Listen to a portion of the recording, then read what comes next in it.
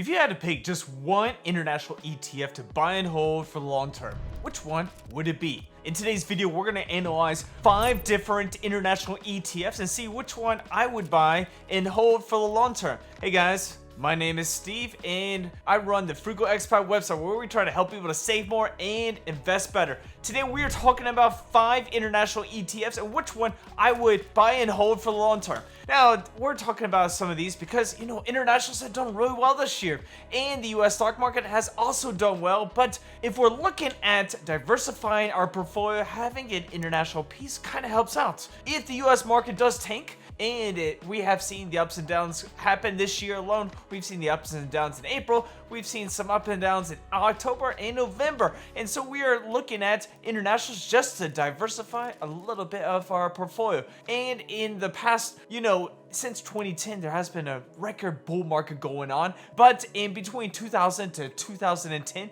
the US market really didn't do well. But internationals did. Right now, we have a period where internationals are starting to catch up. They have a lower PE ratio, so that means we have some value in these companies. And let's start off with talking about those 5 ETFs. Our first ETF is going to be SPDW. Now, SPDW is an ETF that tracks the developed markets of the world, and it is an ETF by Spider. And so we are going to be talking about this one because it is a good one that most people probably don't talk about. Now, this ETF's got about 2,400 different holdings. It has an expense ratio of 0.03%, so it's one of the cheapest on this list. It's got a bunch of developed markets, including Canada, South Korea, and it's got companies like ASML, which makes the machines that makes the chips. So basically, companies like TSMC buys the machines from ASML, and then they create chips for NVIDIA, AMD, Apple, Google. These are the companies that make the chip companies work. You have companies like Samsung in this ETF, SAP, and HSBC. So these are some of the companies that are part of this ETF. Now, it's had a pretty good performance this year alone with about 28.74%, and it's got a pretty good dividend yield of about 2.74%. So it's got a good mix of financials and consumer staples, and this is a great ETF that you could buy and hold for the long term. Now, this ETF has been averaging about 9.07% over the last 10 years, and so it is not the best on this list, but it's a pretty good one that you can buy and hold and put in your portfolio. Now, there are some drawbacks. There aren't any mid caps or small caps. There's no emerging markets. And so if you want a piece of those emerging markets, if you want a piece of smaller or mid-sized companies, well, SPDW is probably not the ETF for you. But if you're looking for a good low-cost ETF with the developed markets, with some great companies, a good return, a pretty good yield, well, this could be an ETF that you add to your portfolio. Our next ETF is going to be VGK, and VGK is the Vanguard European ETF. Now, this ETF just tracks basically European markets. And so you're getting a good piece of those international markets that's all in Europe. I mean, we're talking about companies like ASML, which is a Dutch company. You're talking about companies like Nestle, and there's some other great companies in this portfolio. Now, this ETF is doing pretty good for the most part.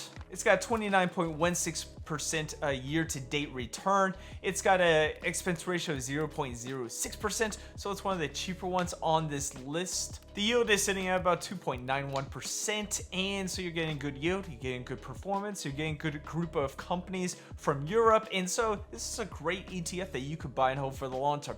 Now, part of this ETF is you're going to have a little bit of drawbacks. Well, you're not going to have emerging markets. You're not going to have some of those other developed countries like Japan or South Korea or even Canada, and so you're kind of limited to those countries in Europe and those companies in Europe.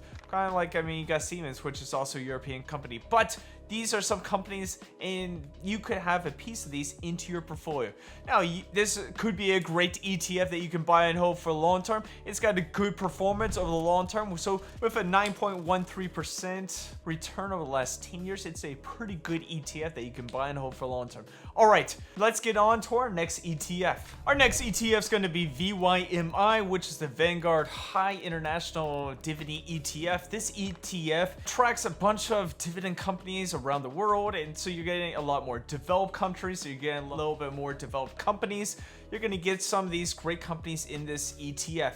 Now, this ETF does have a good dividend yield of about 3.34%, but it ranges anywhere between 3 to 4%. The expense ratio is sitting at about 0.17, so it costs about $17 for every $10,000 invested. And this ETF is a great one that's been soaring for the last year, and it's done pretty well for the last 10 years as well. So you're getting a 31.61% for the year to date with a 9.78% for the last 10 years. And so it's a pretty good dividend ETF that you could add to your portfolio.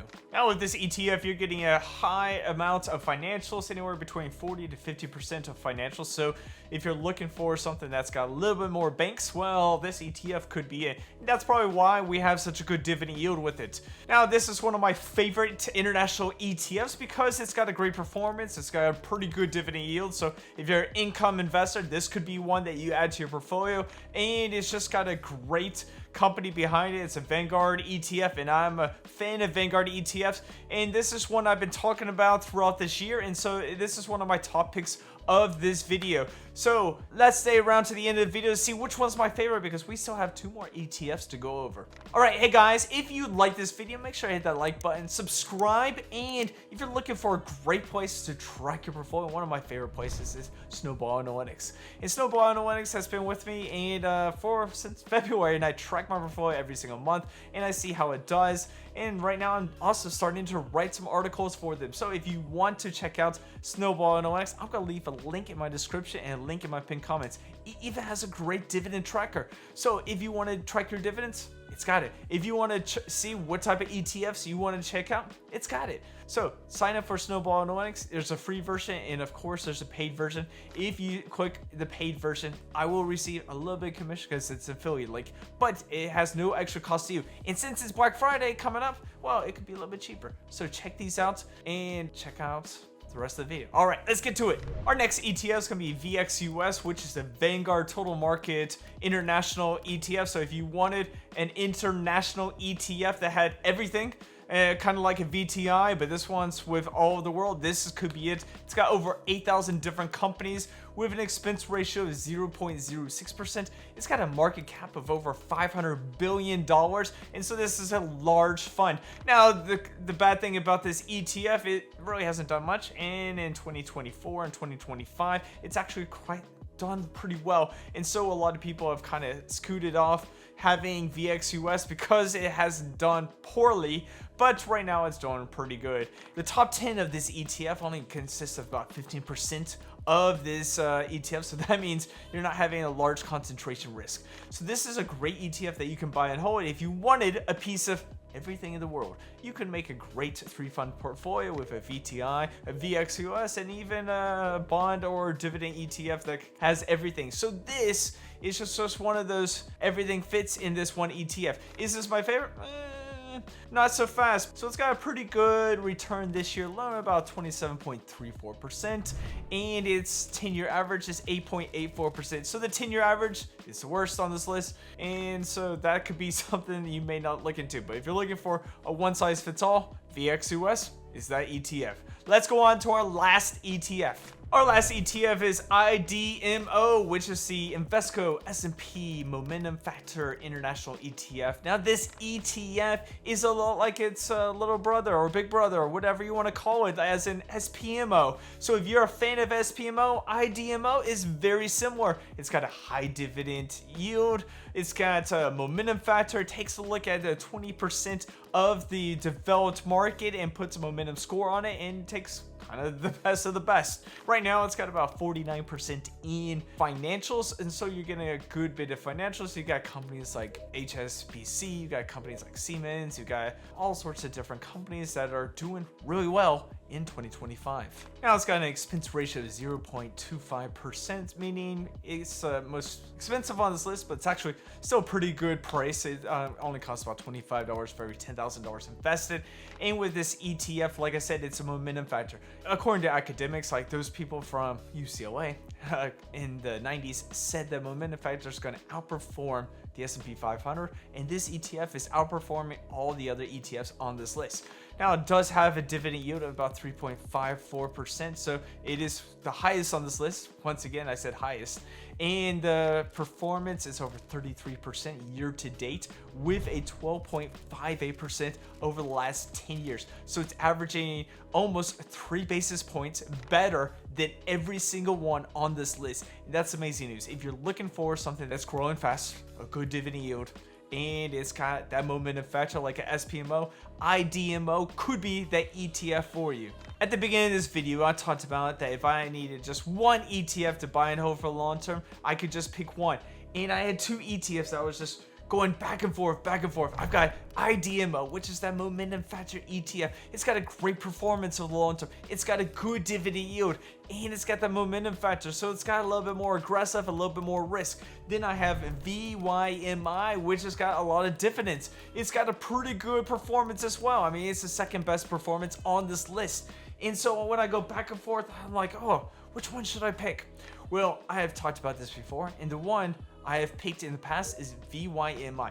And this is the one I kind of really like. But IDMO is something that is just like pulling at me. It's momentum. It's doing just like SPMO. It's got less drawdowns than VYMI. It's got a better dividend yield. It's got a better performance. And it allows you to capture that momentum of certain companies going back and forth. So the one I would pick is going to be IDMO. Now, that may shock a lot of people, but this is the one that I think could be one of the better ones on this list. It's got great performance, great yield, a pretty good expense ratio, and it's got that momentum factor like an SPMO. So let me know in the comments, which international ETF would you buy and hold for the long term? And if there's one that I missed, let me know in the comments. I could have missed SCHF, which is a Schwab one, but it didn't make my list today. So let me know in the comments, and I'll see you guys in our next video.